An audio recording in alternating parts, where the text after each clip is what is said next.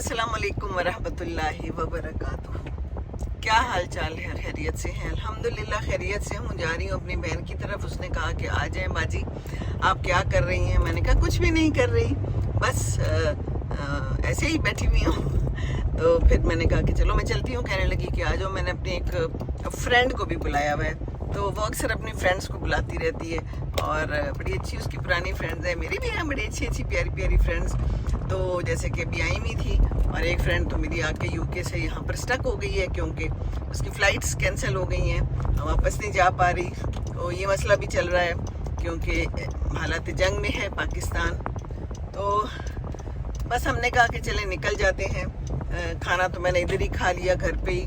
उसने बुलाया है, उसको कोई 3 साढ़े 3 आएगी तो खाना खाएंगे। तो मैं तो इतनी देर तक इंतज़ार नहीं कर सकती, मैं तो सवेरे खाने की आदी हूँ। तो दोबारा खा लेंगे, चलें देखेंगे अगर खा सके तो। बाकी जुमा है तो नमाज पढ़ी है, मर्दाना तो गए हुए हैं नमाज पे और बस मैं निकल पड़ी। मैंने कहा कि चलें, इतने प्यार से कोई बुलाता है तो फिर ज़रूर ही जाना चाहिए है ना। तो बस हम निकल आए हैं और मौसम अच्छा है, मुनासिब है। बारिश हुई थी कल, थोड़ी सी आंधी शांधी भी आई थी, तो मौसम इज़ गुड।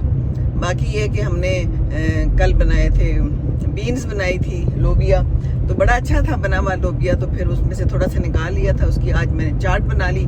टिंडे बनाए थे, वो भी कल पड़े थे और चावल थे, तो वो सारा कुछ मिक्स एंड मैच करके खा लिया। खुदा कहती होती है लेफ़्ट ओवर्स, तो लेफ़्ट ओवर्स आज हमने खाए हैं लेफ़्ट ओवर्स भी तो खाने होते हैं ना।